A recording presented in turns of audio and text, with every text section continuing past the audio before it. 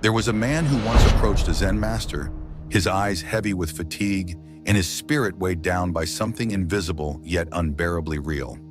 He said, "Master, why do I feel so exhausted even when I am surrounded by those I call family and friends?"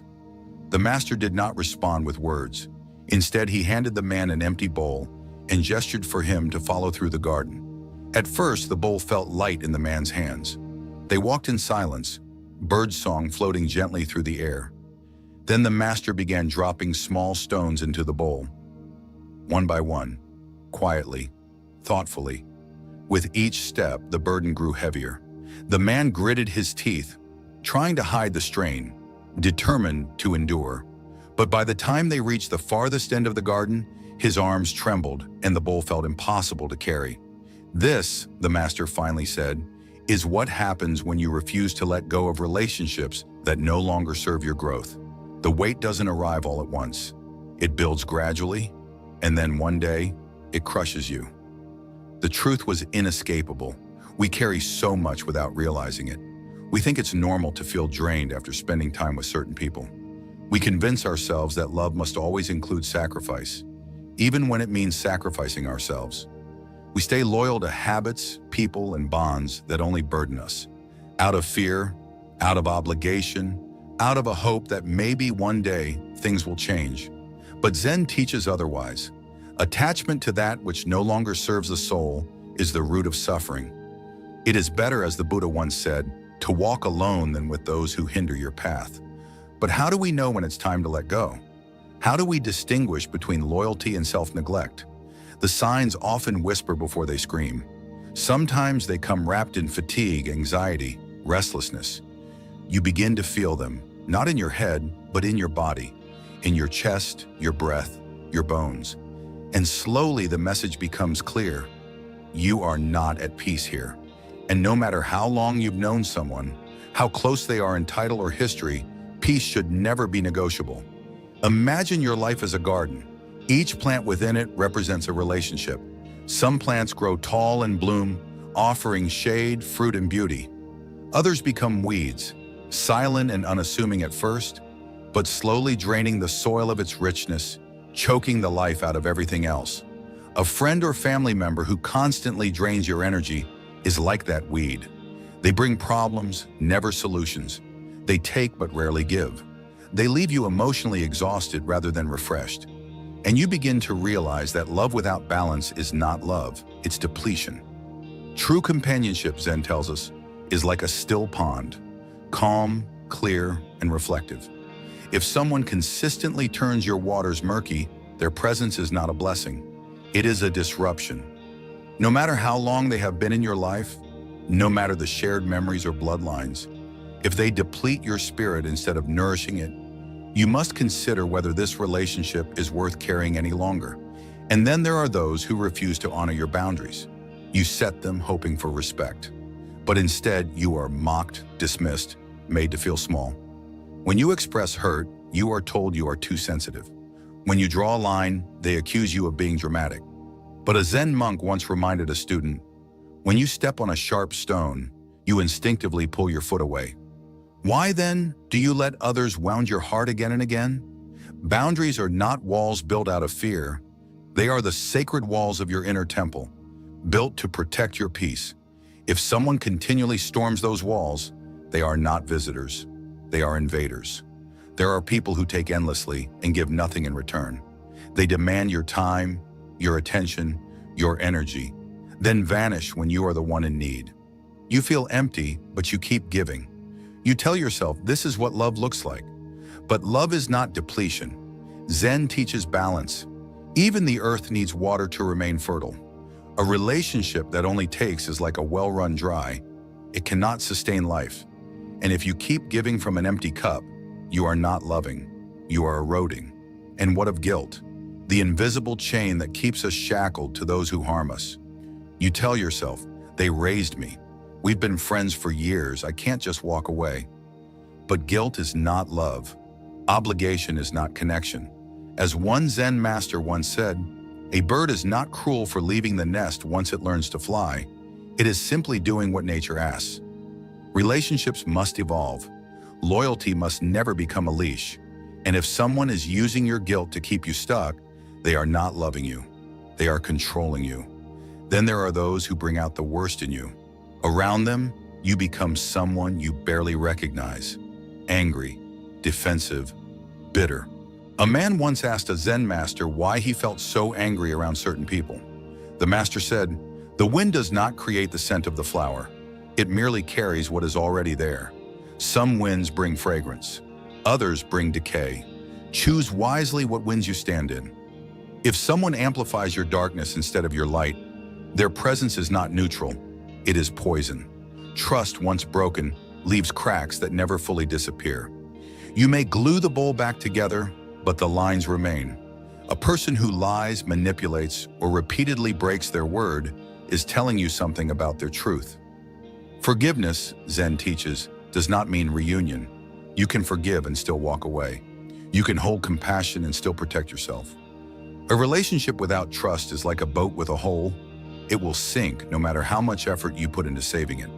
Then there are those who turn every joy into a competition, who secretly smile when you fail, who grow distant when you succeed. They don't celebrate you, they measure themselves against you. True companions, Zen reminds us, rejoice in your harvest, not your drought. They cheer when you rise. They do not see your success as their loss. A relationship built on comparison will always be one step away from resentment. Some people simply refuse to grow. They make the same mistakes, cause the same pain, and when you speak up, they make excuses. A river that does not flow becomes stagnant. So does a heart that resists growth. If someone refuses to evolve, they will ask you to remain small. They will ask you to accept behaviors that harm you. And Zen gently reminds us, you cannot change those who do not want to change. And you should never stay in a place where your spirit cannot grow. In the end, everything comes down to peace. When you are with them, are you calm or anxious? Settled or restless? The Buddha said, if a house is filled with smoke, it is unfit to live in. If a mind is filled with turmoil, it is unfit to stay in. Your peace is your compass. And if someone's presence consistently disturbs it, no history, no title, no shared blood can justify their continued place in your life. Letting go is not cruelty, it is clarity. It is the choice to put your energy where it can bloom. As a Zen master once said, not all storms come to destroy. Some come to clear the path. To walk away from what no longer nourishes you is not to hate, it is to honor. To release is not to abandon, it is to preserve. Letting go may feel like loss at first, but it is the beginning of space, of air, of breath, of life once again, finding its way back to you. You start to see that letting go isn't always about losing something. Sometimes it's about freeing space. Space that was once filled with anxiety, people-pleasing, tension, and silence so loud it echoed through your bones. There's a kind of silence that isn't peaceful at all, the kind that comes from holding in your truth for too long, the kind that makes you bite your tongue so often it begins to bleed. But Zen teaches us that silence is sacred only when it carries truth, not suppression. So when you start to feel your own silence betraying you, you know it's time. Time to speak, time to shift, time to release. And in releasing, you begin to breathe in ways you forgot were possible. Not the shallow breaths of survival, but the kind that reaches your core. Deep, expansive, cleansing. The kind of breath that doesn't ask for permission, doesn't apologize, doesn't shrink. Because when you begin to let go of what drains you, what lies to you, what distorts your sense of self, you make room. Room for laughter, for stillness, for joy, for the person you were always meant to become. You're not just removing people, you're unburdening your soul. And the lightness you feel isn't just emotional, it's spiritual. It's as if you've been walking through your life with stones in your shoes and you've finally taken them off. You begin to realize that not all love is good love. Some love is disguised as obligation, some love is conditional, given only when you perform, behave, or agree. Some love is a transaction, but real love, the kind that aligns with your spirit, never asks you to betray yourself. It doesn't ask you to shrink or stay silent or sacrifice your peace. It doesn't hold you hostage with guilt. Zen reminds us that real love flows. It is like water, flexible, nourishing, soft, but strong enough to carve through stone. If the love you are receiving feels like a prison, then it is not love. It is control in disguise. And you are no longer interested in playing along. You start paying attention to the way your body responds around certain people. Not just what they say, but how your stomach feels in their presence, how your breath changes, how your muscles tense. Your body knows. Long before your mind constructs logic to excuse the discomfort, your nervous system already senses the truth. You used to override these signs. You told yourself you were overreacting. You called it loyalty. But now you've learned that your body is your compass. And if someone makes you feel smaller every time they're near, if you feel drained instead of nourished, you listen. You trust your own signals. That trust is what you've been missing all along. You no longer feel the need to fight for a place in someone's life. You used to chase conversations, apologize for things that weren't your fault, overextend yourself just to maintain connections that barely held any mutual care. But you've outgrown that now. You understand that energy doesn't lie, that effort must be mutual, that if someone consistently shows you that your well-being is not their priority, you don't keep pouring from your cup to prove your love. You walk away, not with resentment, but with reverence for yourself, for your energy, for your future. You stop negotiating with people who only show up when it's convenient for them. You start showing up for yourself instead. You also stop measuring your worth by how long you can endure something. You were conditioned to believe that endurance was noble, that staying in unhealthy situations was loyalty. But endurance is not a virtue when it comes at the cost of your peace. You're allowed to outgrow spaces that no longer feel like home. You're allowed to say, "This doesn't feel right anymore." You're allowed to evolve beyond what you once accepted. Zen reminds us that everything changes. The seasons change. The tide shifts. So why not you? Why stay in a cycle that only recycles your pain? You start realizing that you've always had the power to choose your energy. Your peace is not dependent on who stays or leaves.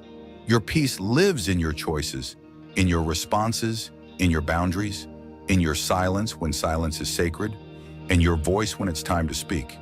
You don't let chaos enter your sanctuary anymore. And if it does, you don't let it stay. You treat your space, your mind, your heart like the sacred grounds they are.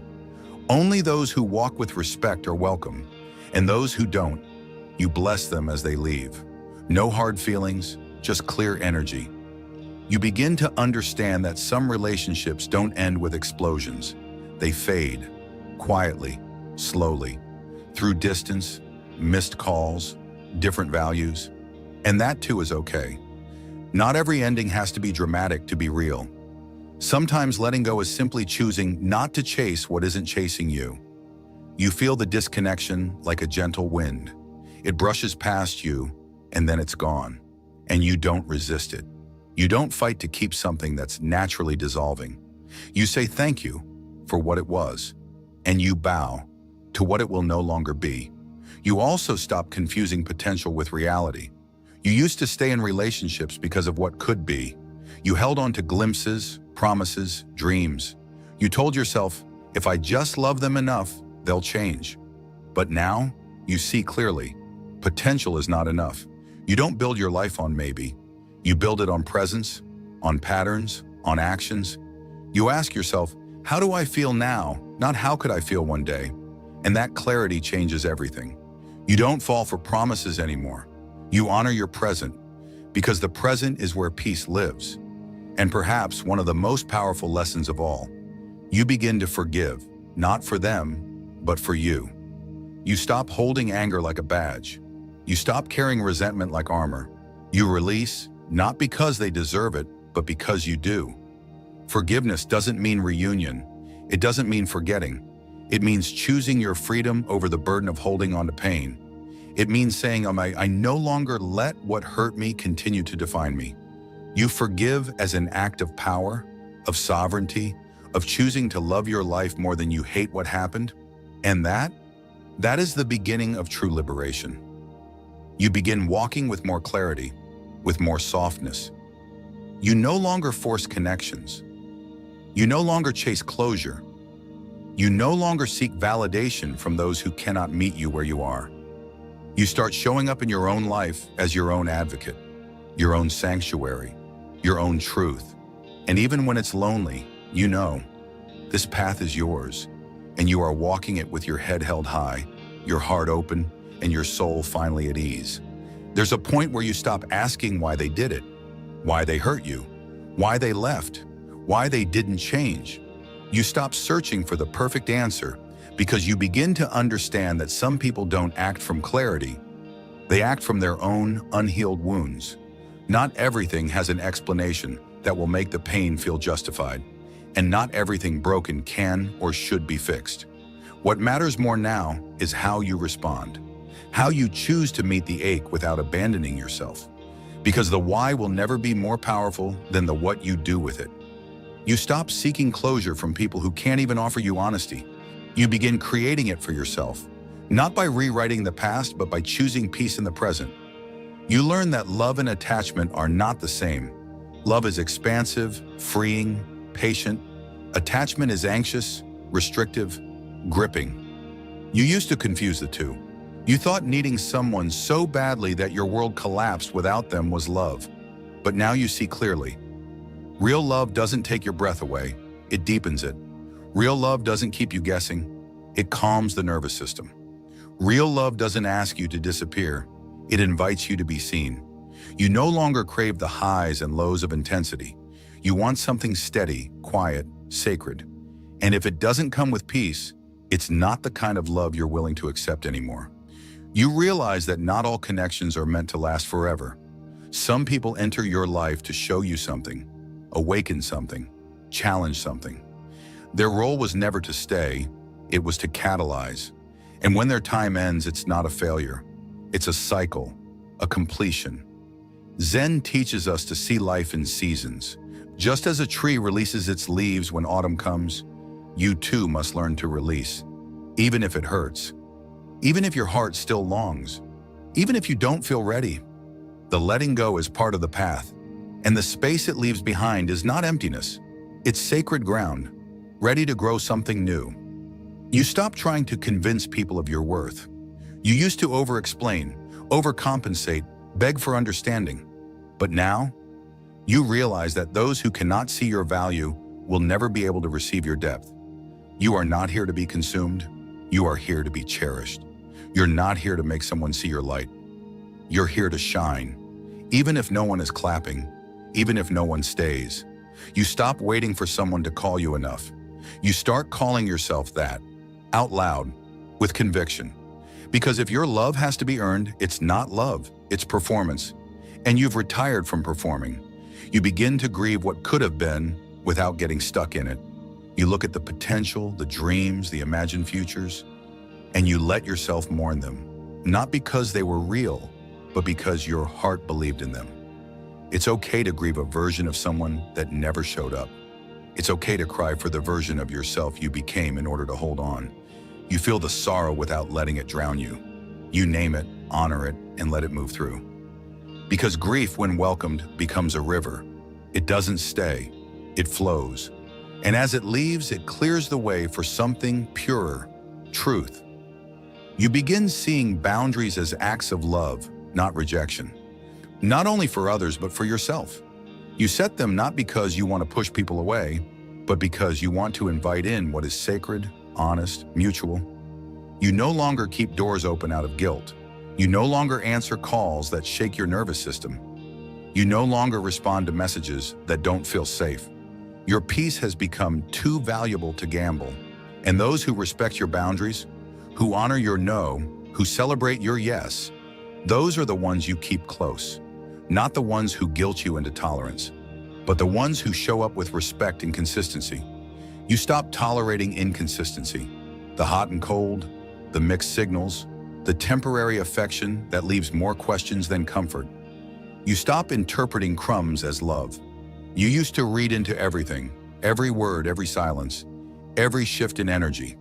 You thought if you just understood them better, they would change. But now Now you see that love isn't meant to be decoded. It's meant to be felt. And if it confuses you more than it calms you, it's not your soul's home. You don't beg anymore. You don't explain what loyalty means. You simply walk away when clarity isn't matched. Not out of spite, but self-worth. You begin choosing peace over connection. You used to prioritize keeping people around, even if their presence came with chaos. You thought being alone was worse than being in pain. But now you know that solitude isn't suffering, it's serenity. You find joy in your own company. You laugh out loud at your own jokes. You take walks without anyone beside you and still feel full. You don't need someone to complete you. You are complete. And now anyone who enters your life must enhance your peace, not disturb it. You also stop mistaking drama for passion. The arguments, the push-pull, the emotional roller coasters, they once felt like fire. But now you crave warmth, not burns. You want a love that's safe, a connection that's steady. You want the kind of presence that makes you feel more at ease, not more alert. You don't want to fight to feel loved. You don't want to perform to be seen. You want something softer, something rooted, something real. And you know now that if love must be earned through pain, it's not love, it's trauma. You start to live more slowly, with more intention. You savor your meals. You look people in the eyes. You stop multitasking conversations. You give your full attention to the moment in front of you. And in doing so, life begins to feel richer. You're no longer racing through your days to get somewhere better. You're living now, fully, presently. And you realize this is what healing does. It brings you back to the now, to the breath, to the truth that this moment is enough. You begin to understand that true healing is not about fixing what's broken, but remembering what's always been whole. You're not creating a new version of yourself. You're peeling back the layers that were never yours. The expectations, the roles, the masks. Beneath it all is your essence, untouched, wise, powerful. And as you begin to touch that essence again, you feel a sense of homecoming, a sense that maybe you've been okay all along. You just needed to return. You walk away not with bitterness, but with grace. Not with resentment, but with clarity. You bless what was, even if it hurt. You forgive what didn't last, even if it broke you. Because you know now that every ending is also a beginning. And your story, it's just getting started. From here, you walk lighter, softer, truer. You walk as someone who no longer carries what doesn't belong. And in that space, life rushes in, not with noise, but with clarity, with peace, with a steady whisper that says, "You're exactly where you're meant to be." There comes a quiet turning point in your journey where your deepest question shifts from "how do I keep them?" to "how do I keep myself?" And that shift, subtle but seismic, begins to color every decision, every interaction, every relationship in your life. You stop bending just to be held. You stop shrinking to be liked. You stop negotiating the terms of your self-worth for the sake of closeness. Because you realize that keeping yourself intact, your values, your peace, your authenticity, is worth more than any connection that asks you to fracture for it. You've spent so long trying not to be abandoned that you forgot how often you were abandoning yourself. But now, the fear of losing someone pales in comparison to the pain of losing yourself again. And that changes everything. You begin to observe how deeply you've been conditioned to equate love with endurance. You were taught to stay, to fix, to try harder. That leaving meant failure, that walking away was weakness. But Zen whispers a different truth. It reminds you that the tree does not cling to its leaves when autumn arrives. It lets them go, gracefully, trustfully, knowing that new life will come in time. You begin to see that sometimes walking away is not the end of love. It's the fullest expression of it. Sometimes the kindest thing you can do, for yourself and for the other, is to release the grip and step away. Because not all love is meant to be a lifetime. Some love is a lesson, a mirror, a catalyst. And its job is complete the moment you begin to awaken. You notice the way clarity lives in the body before it ever lives in the mind.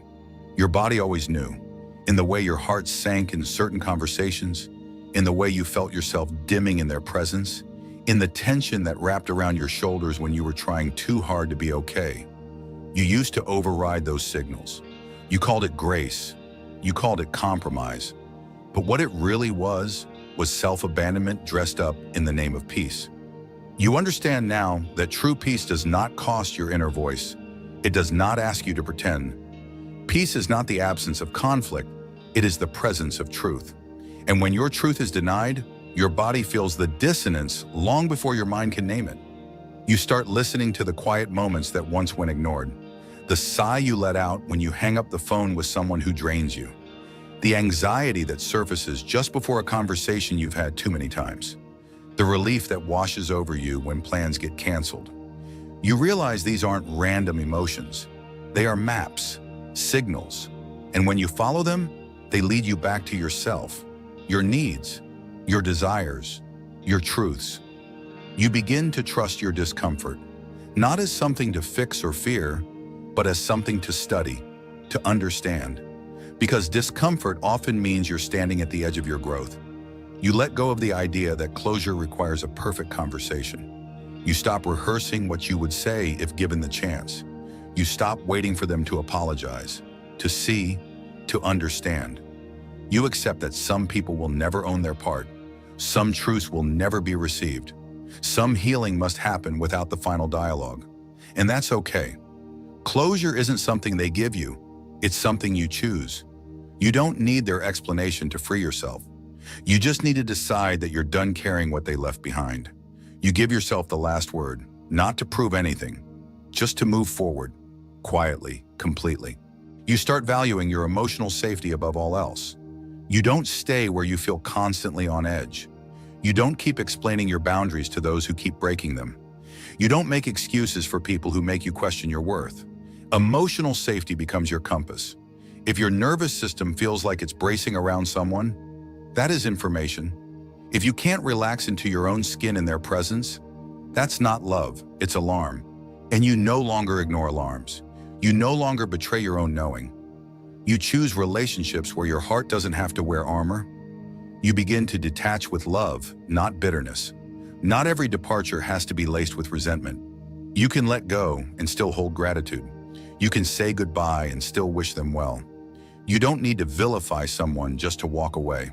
You simply honor the truth that your paths no longer align, that your healing requires space, that your growth cannot coexist with their patterns. And so, you release, with love, with softness, with the quiet conviction that sometimes leaving is an act of profound respect for what was and for what is becoming.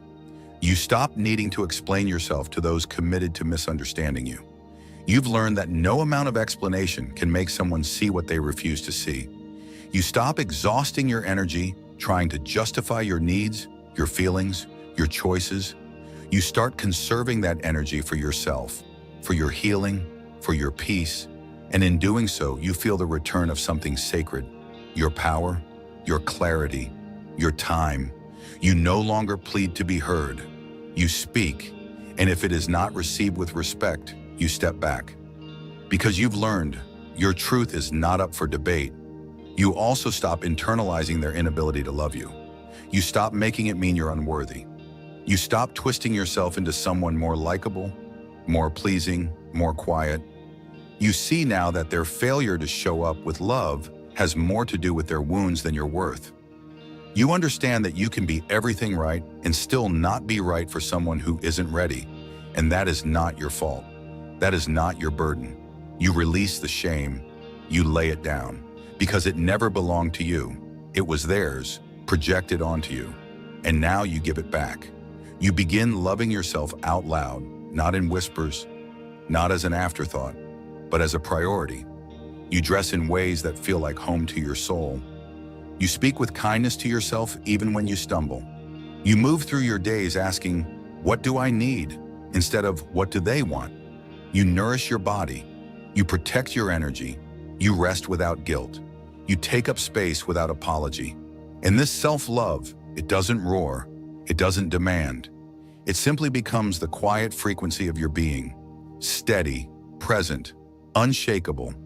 And perhaps most importantly, you realize that your healing was never meant to make you harder. It was meant to return you to your softness, not a weakness. A softness that holds power, a softness that sets boundaries, a softness that knows when to stay and when to walk away.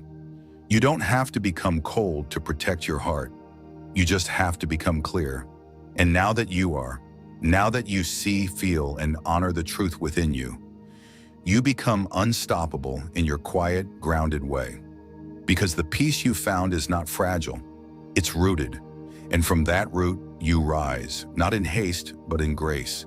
Not in vengeance, but in sovereignty. You begin to see solitude not as a punishment, but as a sanctuary. There was a time when being alone made you uneasy, when silence echoed too loudly and emptiness felt unbearable. But now the stillness feels like a soft blanket, the quiet like a familiar hum. You sit with yourself not because there's no one else, but because you've discovered the value of your own company. You find beauty in the rituals you once rushed through. The way your fingers curl around a warm cup of tea, the way your breath slows when no one is asking anything of you, the way your soul exhales when you're free from the weight of performing. You used to dread the alone hours. Now you welcome them, because in them, you hear the parts of you that were once drowned out by noise. And those parts, they have wisdom to share. You begin to realize that growth often looks like loss. The loss of illusions, the loss of comfort, the loss of identities you no longer need. And while it can feel like breaking, it's really becoming. Zen teaches that when the cup is full, nothing more can be poured in. So sometimes life must empty you out of people, roles, expectations, so that you can receive what is meant. You let go of the friendships that only reach for you in need, the roles that demanded your silence, the stories that told you love required sacrifice. You release, not in bitterness, but in readiness. You're no longer interested in clinging to what feels familiar, but false. You'd rather face the unknown with truth than stay where you no longer feel alive.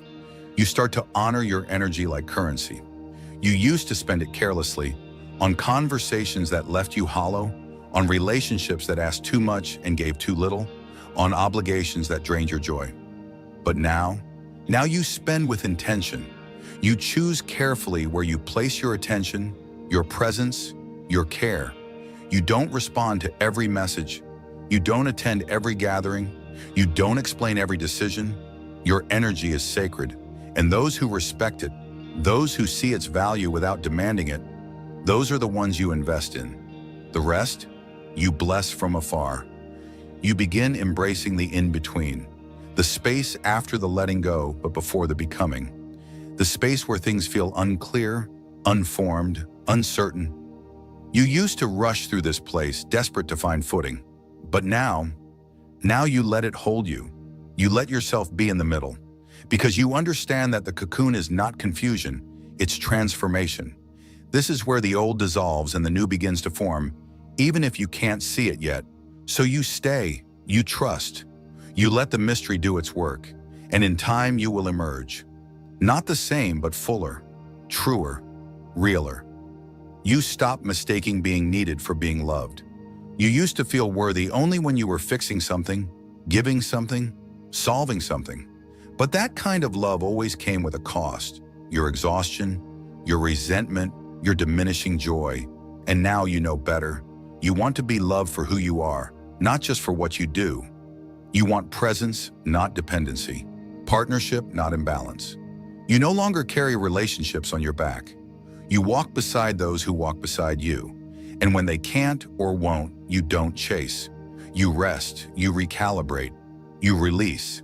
You also stop proving your goodness. You stop explaining your intentions to those determined to misunderstand you. You stop volunteering for redemption arcs and stories that aren't yours to fix. You let your actions speak. You let your energy lead. And if someone can't see your heart, you no longer hand it to them, hoping they'll notice. You hold it with tenderness. You give it to those who meet it with reverence. You're not here to be perfect. You're here to be real. And real doesn't always get applause, but it does bring peace. You begin to reparent yourself with care. You offer your inner child the things she never received: validation, comfort, protection. You talk to her when fear arises. You soothe her when old wounds open. You stop scolding her for being needy. You stop abandoning her when she's scared. You understand now that the version of you that shows up in moments of panic is not broken. She's just a child who needed love and didn't get it. And now that you see her clearly, you don't punish her anymore. You hold her close. You say, "I'm here now. I'm not leaving." And with each of those moments, the healing deepens, not through force, but through presence. You start seeing red flags not as puzzles to solve, but as signs to respect. You no longer turn discomfort into a project. You don't need to understand why someone is emotionally unavailable to justify staying. You don't turn their inconsistency into a lesson you must endure. You see the signs and you believe them, not because you're bitter, but because you've learned to honor what you feel. You don't call chaos chemistry. You don't confuse distance with mystery. You don't romanticize what hurts. You recognize it, and you walk away not because you don't care, but because you finally care about yourself more. You stop being addicted to potential. You don't fall in love with what could be. You don't stay because of the glimpses, the maybes, the someday versions of someone that only live in your imagination. You stay where you feel safe now, seen now, loved now. Potential can be beautiful, but it's not a foundation. You don't invest your heart in what you hope someone might become. You choose people who are showing up now, fully, honestly, willingly. And if they aren't, you don't wait. You wish them well and choose yourself. You start surrounding yourself with soft people, gentle souls who don't try to impress you, but who meet you in truth. People who make space for your silence, not just your stories. People who hold your grief as easily as your joy. You stop craving performance and start craving presence. Connection that feels like exhale, like home. You realize that being surrounded isn't the same as being seen. And now you only want the kind of love that doesn't require translation, that speaks your heart's language without needing subtitles. And perhaps most of all, you learn how to stay with yourself through every season. Not just the healed parts, not just the joyful moments, but the messy, the raw, the uncertain. You stop abandoning yourself when you're afraid. You stop shaming yourself when you regress. You meet yourself in the storm and say, "We're not running anymore." You stay, and in that staying, something sacred returns. Your trust in your own resilience, your belief in your own capacity, your commitment to your own heart. This is the revolution. This is the healing. Not becoming someone else, but becoming someone who never leaves themselves behind again. You begin to redefine what love means, not in theory, but in the way it lands in your body. Love, you now understand, is not the racing heartbeat of anxiety when someone's behavior leaves you guessing. It is not the butterflies born out of confusion or emotional inconsistency. You've been taught to associate chaos with passion and emotional turbulence with desire. But now love feels different. Love feels like a calm nervous system, like steady breath, like soft eyes and open hands. It feels like safety, not suspense. It feels like coming home to yourself, even when someone else is beside you. Love no longer feels like waiting for a text or second-guessing your worth. It feels like presence, clarity, a space where your truth doesn't have to be filtered to be received. You stop apologizing for how deeply you feel. You used to wish you could care less, love less, feel less. The world told you your tenderness was too much, your empathy overwhelming, your heart naive. But Zen reminds us, the softest things are often the strongest. Water carves through mountains, not with force, but with gentle persistence. And your sensitivity, once your shame, has become your compass. You feel the subtleties others miss. You hear what's not being said. You love with a depth that heals. You've stopped viewing that as a liability. You protect your softness now, not by hardening, but by being more discerning about who gets close enough to touch it. You begin to notice how much of your life was spent in performance. You smiled when you were breaking. You said yes when your whole body wanted to scream no. You played roles, the good one, the strong one, the funny one, all to feel safe, to be accepted, to not be abandoned. But you're tired now, tired of pretending, tired of twisting into someone else's version of palatable. So you let it fall away. You let the mask slip. You risk being misunderstood in order to be real. You say what you mean. You show what you feel. You cry when the tears rise and you don't rush to dry them. You don't hide your process anymore, because you know now that authenticity will cost you certain relationships, but it will give you yourself. You stop choosing people who need to be convinced to stay. You don't beg for effort. You don't chase after clarity. You don't overextend just to keep something that should be mutual. You let people walk, and you watch carefully who stays. And when someone does stay, not out of obligation, not because you begged, but because they choose to, you hold that lightly and with reverence, because love, real love, doesn't require convincing. It meets you as you are, where you are, willingly. And now that's the only kind of love you accept. You begin to find joy in the smallest of things, not as a distraction, but as a devotion. The way the sunlight filters through your window, the scent of tea as it steeps, the quiet rhythm of your feet on the ground as you walk alone. These moments, once overlooked, become sacred. You no longer wait for grand gestures to feel alive. You find holiness in the mundane. You realize that life is not found in the milestones, but in the micro moments. Those breaths between the noise where something ancient and familiar speaks through your skin, your eyes, your stillness, and you listen. You learn to be gentle with your past selves. You stop rolling your eyes at who you once were.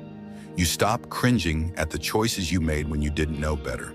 You see her, scared, unsure, but trying, always trying. You thank her. You forgive her. You hold her hand instead of dragging her along in silence. Because your journey hasn't been linear.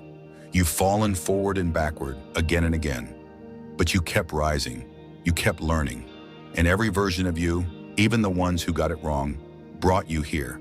To this softness, to this awareness, to this moment. And that deserves reverence, not ridicule. You let grief take its time.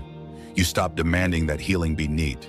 You let your sorrow come and go as it pleases, like a tide you've stopped trying to control. Some mornings you wake with peace, and some nights you cry without knowing exactly why. You don't rush it anymore. You don't call it weakness. You don't analyze your sadness like a problem to be solved. You let it sit beside you. You pour it tea. You name it, but don't judge it. Because grief isn't linear. It's not something to fix. It's something to witness. And you become its witness, patient, present, and kind. You begin loving people without attachment. Not the kind of love that clings or begs or needs constant affirmation, but the kind of love that says, I see you and I release you. You love without possession. You love from a place of fullness, not lack. You no longer use love to fill a void. You offer it as a gift, not a demand. And if someone cannot meet you in that space, you don't try to pull them there. You let them be, and you let yourself be. And you discover that this kind of love, though quieter, is truer. It doesn't burn fast, it glows steadily. It's the kind of love that doesn't exhaust you. It expands you. You stop needing everyone to understand your choices. You once craved validation, needed people to nod along before you felt certain. But now you trust your own knowing.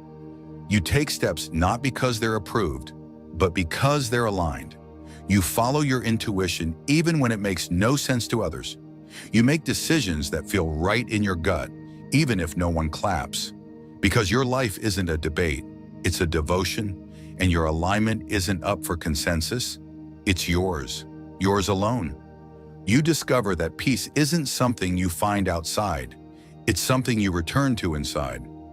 Not when the chaos ends, but when your resistance to it softens. You realize that life will always offer uncertainty. People will disappoint. Plans will shift. But if you can root deeply enough in yourself, none of it shakes your core. You breathe, you return to presence, you stop trying to control what's never been yours to hold. And in that surrender, you feel lighter, not because the weight is gone, but because you're no longer carrying what was never yours. You begin to see your journey not as something to be proud of only when it's tidy, but as something sacred in every stage. You stop waiting for the polished version to celebrate yourself. You celebrate the rawness, the liminality, the courage it takes to keep going without a map. You see beauty in your questions, in your confusion, in your trying. And that trying, that's everything. That's the soul in motion. That's what makes your journey alive, real, and yours. And when you look back, not from regret but from reverence, you smile. Not because it was easy, but because you're still here, still choosing truth, still returning to love, still becoming someone who no longer needs to perform, to beg, to ache quietly. Someone who stays, not in places, but in presence, not in perfection, but in peace. Someone who knows at last that they are already whole. You begin to understand that healing doesn't mean you'll never feel pain again. It means you no longer let that pain dictate how you live. You no longer carry it like armor. You no longer use it as a filter for every new experience. You stop expecting the future to resemble the past. And when the pain does return, because sometimes it will, you don't spiral. You greet it, you hold it, you say, I know you, but I am not you. The difference now is not that you never fall. It's that you don't abandon yourself when you do. You no longer see your sensitivity as weakness. You see it as evidence that your heart is open, that despite everything, you're still here, still feeling, still believing in light. You stop running from your shadows. You used to chase light constantly, thinking darkness was something to fear, something to fix. But now you turn toward your shadow and sit with it. You begin to see that it holds your unmet needs, your unsaid truths, your unhealed memories. It's not there to destroy you. It's there to reveal what you've buried. So you stop hiding from your triggers. You stop shaming your old wounds. You let them speak. You listen, and in doing so, they soften. Because every part of you that you've ignored simply wanted your presence, and now that you've returned, nothing feels as scary. Not because the shadows disappeared, but because you've learned to walk with them in the light. You begin to fall in love with the slow unfolding of your own becoming. You no longer rush to get there, wherever there is. You let the process breathe. You trust the pauses. You stop measuring your progress by how visible it is. Some days growth is in the stillness, in the quiet choice to rest instead of perform, in the brave decision to feel instead of numb. You know now that healing doesn't always look like movement. Sometimes it's sitting in silence and deciding you are worthy, even without evidence. And that decision, made again and again, is what builds the life you're beginning to love. You find yourself more interested in peace than improving. You don't rush to correct people's perceptions anymore. You don't bend to make others more comfortable. You don't exhaust yourself just to be understood. There is a new quiet within you, an acceptance of the fact that not everyone will get it. Not everyone will get you. And that's okay. You used to twist yourself into clarity, trying to make your truth palatable.